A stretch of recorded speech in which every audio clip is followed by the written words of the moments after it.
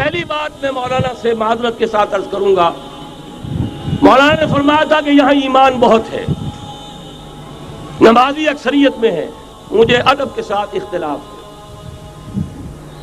ایمان نہیں ہے، یا قرآن جھوٹا ہے یا ہم میں ایمان نہیں ہے۔ قرآن کہتا ہے انتم الاعلون ان کنتم مومنین، اگر تم مومن ہوگے تم ہی سربلند رہو گے، ہم تو سربلند نہیں ہیں، تو کیا کہیں گے قرآن جھوٹا ہے؟ ایمان نہیں ہے۔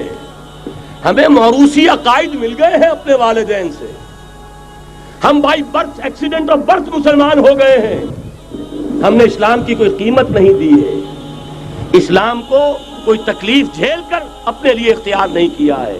پہلا مرحلہ ہے یا ایھا الذین آمنوا آمنوا باللہ ورسولہ والکتاب الذی نزل علی رسولہ، اے ایمان والو ایمان لاؤ۔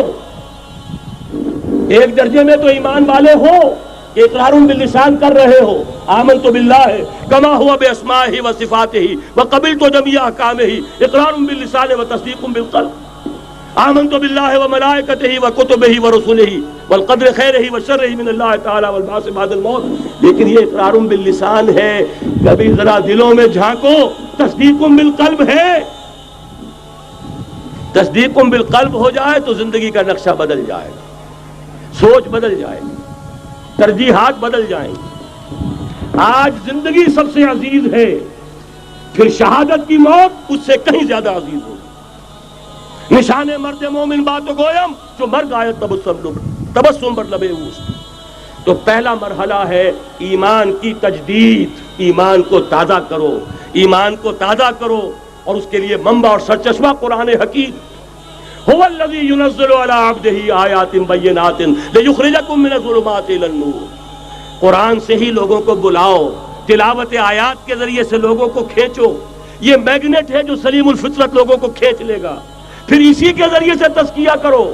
یا ایھا الناس قد جاءتکم موعظۃ من ربکم وشفاء لما فی الصدور، تمہارے سینوں کے اندر جو روگ ہیں ان کا علاج بھی یہی قرآن ہے، پھر اسی کی تعلیم دو۔ یتلو علیہم آیاتہ ویزکیہم ویعلمہم الکتاب والحکمہ، یہ پہلا مرحلہ۔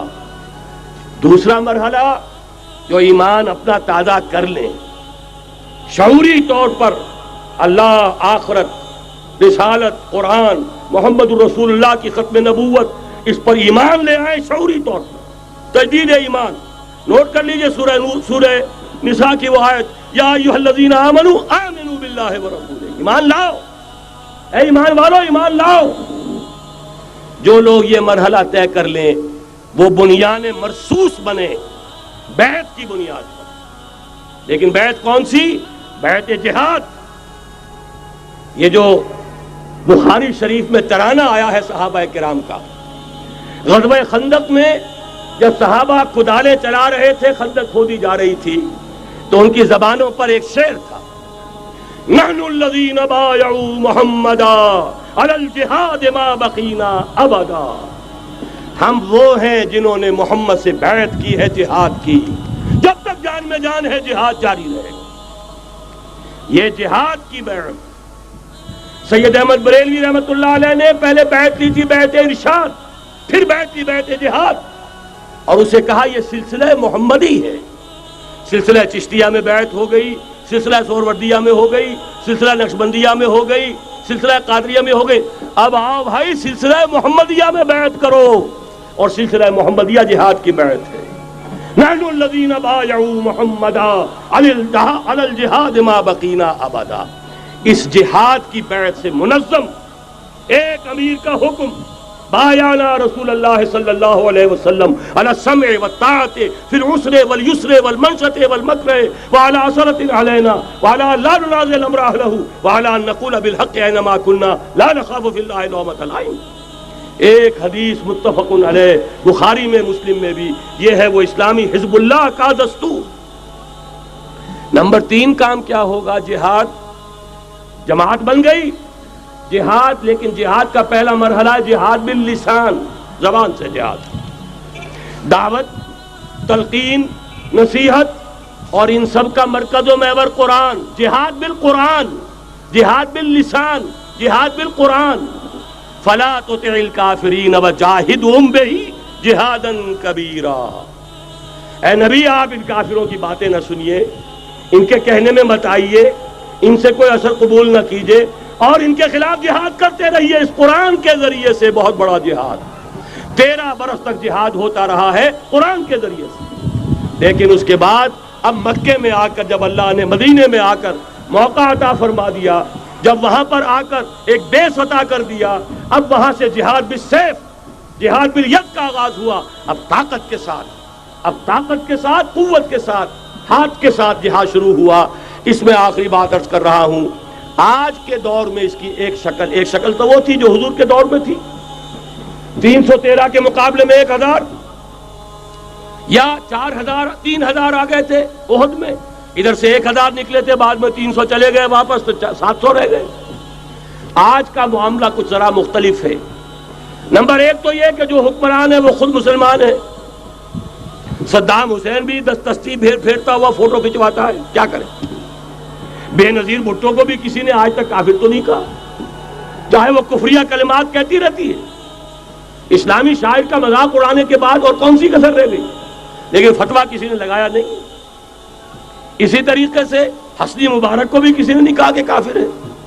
لہذا مسلمان ہی حکمران ہے۔ نمبر 1 وہاں یہ تھا، ایک طرف کافر، ایک طرف اہل ایمان، کلیئر کٹ جو ہے معاملہ موجود تھا۔ دوسرے یہ کہ یہاں سٹینڈنگ آرمیز ہیں، پیراملٹری فورسز ہیں۔ وہاں کیا تھا؟ ادھر بھی والنٹیئر، ادھر بھی والنٹیئر۔ کوئی سٹینڈنگ آرمی، کوئی ٹرینڈ آرمی موجود نہیں تھی۔ 313 بھی والنٹیئر تھے، 1000 بھی والنٹیئر تھے، البتہ یہ کہ اسلحہ کا فرق تھا۔ لہذا آج کی دنیا میں معاملہ، اس کی ایک مثال ایرانیوں نے پیش کر دی ہے، اور وہ ہے یک طرفہ جنگ، غیر مسلح، پرامن، منظم احتجاج۔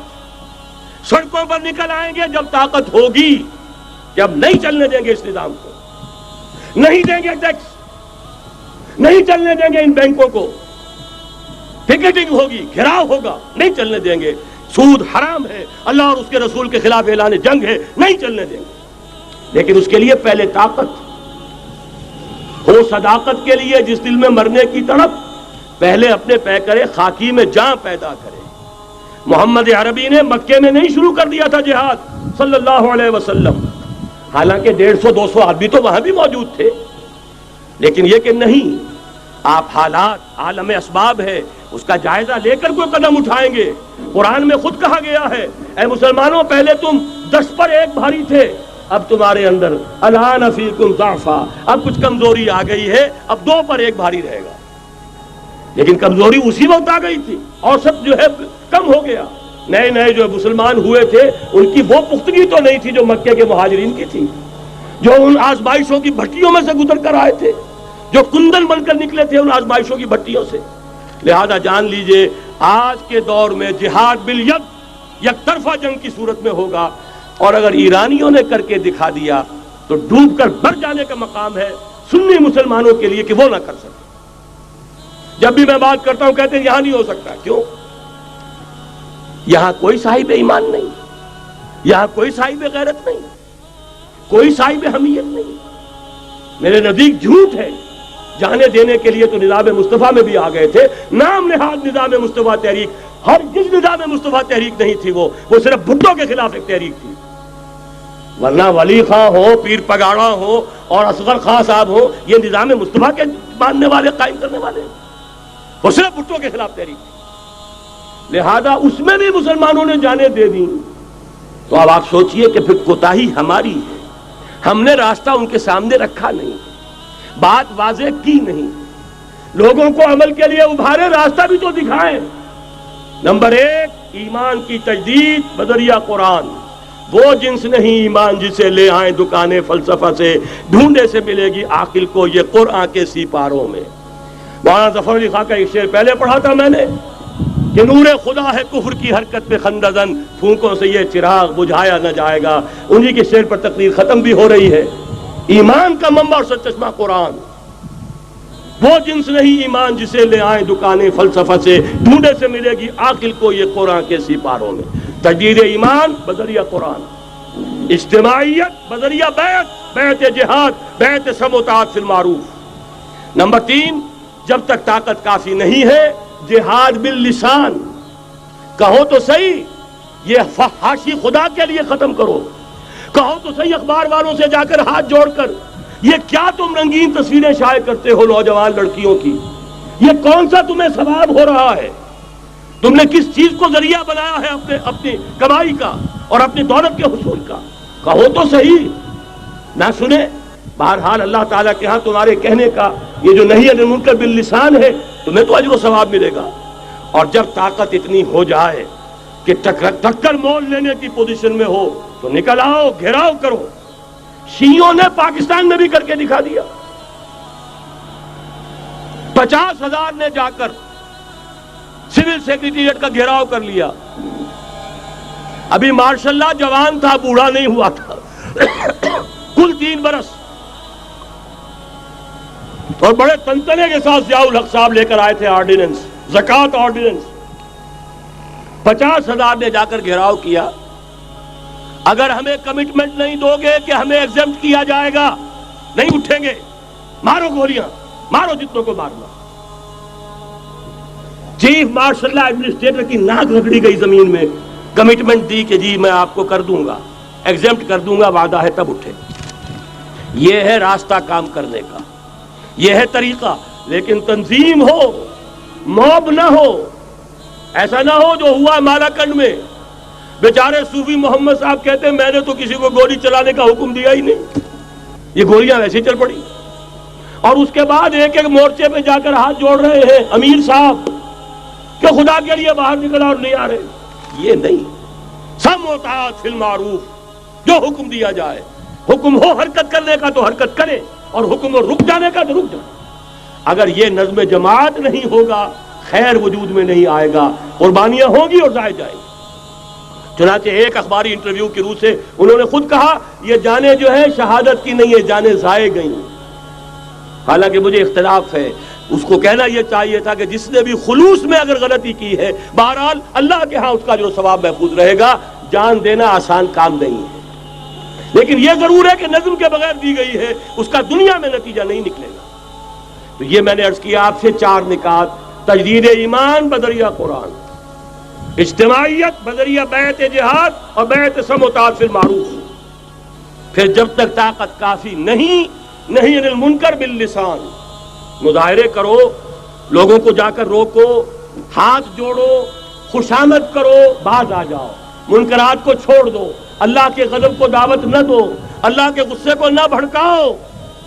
لیکن جب طاقت کافی ہو جائے، منظم جماعت جو جانے دینے کے لیے تیار ہو، جو اپنے سینوں پر گولیاں کھانے کو تیار ہو، پھر میدان میں آئیں گے، پھر کہیں گے یا یہ منکرات نہیں یا ہم نہیں، یا تخت یا تختہ، اس کے سوا تیسری بات پھر کوئی نہیں ہوگی۔ اور اس کے لیے یہ ون سائیڈڈ وار، یک طرفہ جنگ ایرانیوں نے کر کے دکھا دی، ہلکی سی جھلک ہمیں بھی پاکستان میں دکھا دی۔ اب بھی اگر ہم کہیں کہ ہمارے سامنے راستہ نہیں ہے تو یہ سوائے اس کے کہ اپنے آپ کو، وہ جو اقبال نے کہا پتہ نہیں نام کیا ہے اس کا، خدا فریبی کے خود فریبی، عمل سے فارغ ہوا مسلمان بنا کے تقدیر کا بہانہ۔ راستے تو صاف ہیں، نشانات راہ بھی اب تو سامنے موجود ہیں، اگر اس کے باوجود ہم حرکت نہیں کرتے تو سارا قصور ہمارا اپنا ہے۔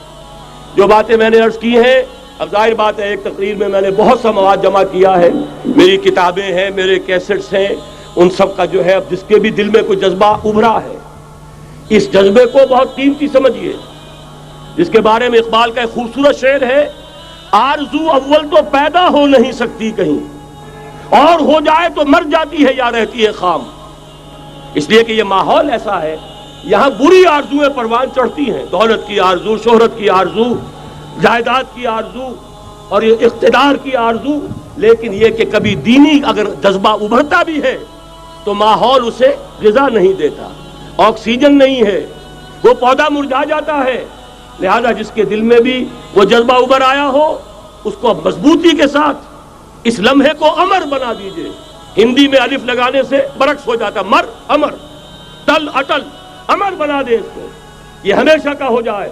کہ اب اس پر عمل کا آغاز ہوگا، اور عمل کے آغاز کے لیے مزید اگر آپ کو سمجھنے کی ضرورت ہے، جیسا میں نے عرض کیا ہے، کیسٹس ہیں، کتابیں ہیں، ہمارے دفاتر ہیں، یہاں قریب آپ کے جو ہے وہ دفتر موجود ہے، وہاں سے لیجئے، عاریۃً لیجئے، خریدیے، پڑھیے، گفتگو کرنی ہو، میں اسی شہر لاہور میں رہتا ہوں، آئیے، بات کیجئے، سمجھیے، سمجھائیے، لیکن یہ کہ ایک عزم تو کر کے اٹھیے۔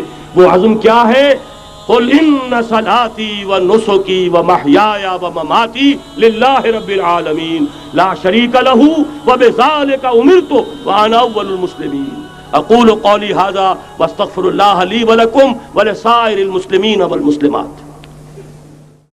دلیل کیا مجھ سے مانگتے ہو، نبی کی امت کا حال دیکھو۔ دلیل کیا مجھ سے مانگتے ہو، نبی کی امت کا حال دیکھو۔